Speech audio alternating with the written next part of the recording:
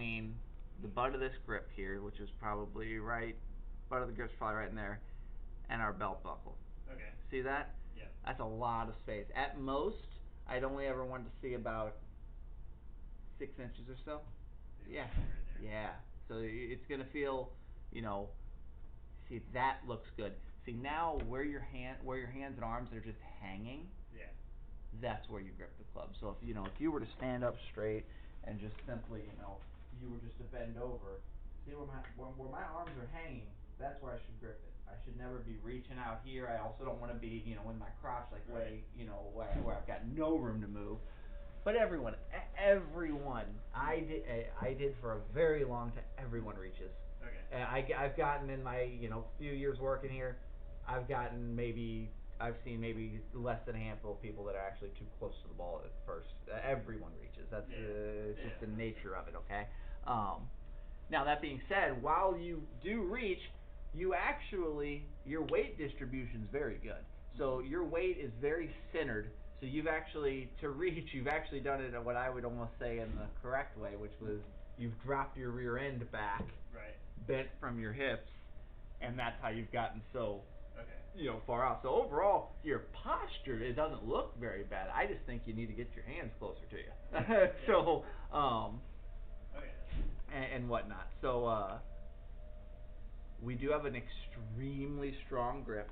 So I'm gonna give you a grip trainer. okay, That's gonna kind of just show you what it feels like to grip it properly. okay, But this is going to need to change a little. It's not going to be a massive change, but it's going to need to change over time. Okay. And whatnot. But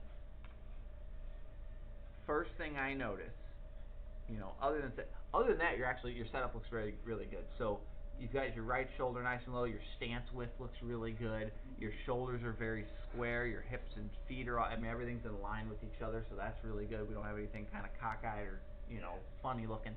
So that's actually a great positive. Yeah.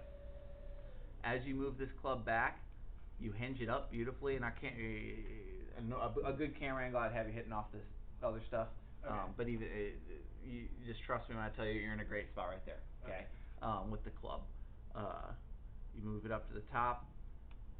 Your left arm breaks down quite a bit, and and then your wrists and everything break down, and you can see. I know it's kind of tough to see, but you can see that this club face right here would be pointed straight up to the sky. So like the grooves are looking that way.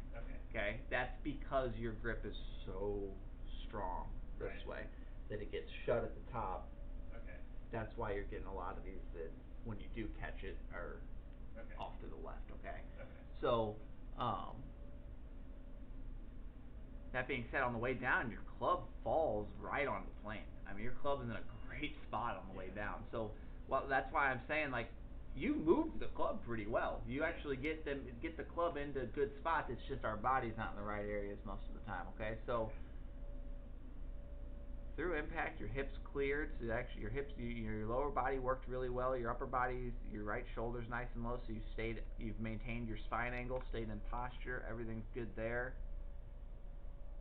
And we stayed kind of flat-footed, and our weight stayed back a little bit. Yeah. So, but the biggest thing I notice with your body movement is that as you take it back, number one, you don't use your lower body at all, really.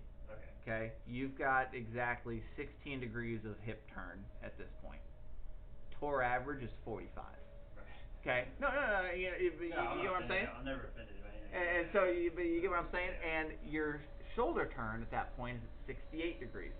Tour average is 88. So we got to get you feeling a much bigger turn with your lower and upper body going back behind the ball. Okay. Which is going to feel different because you're going to feel like you're almost kind of moving off the ball and stuff. It's going to feel different. But in the long run, that's going to be very, very beneficial for you. And so, because as you can see, your belt buckle at this point would still be pointed almost directly at the ball. Yeah. So your hips really haven't moved. And then, in comparison, we'll look at what's a good example here? We'll look at Colin. He's a good example. But watch Colin as he takes this club back. Okay. See how his belt buckle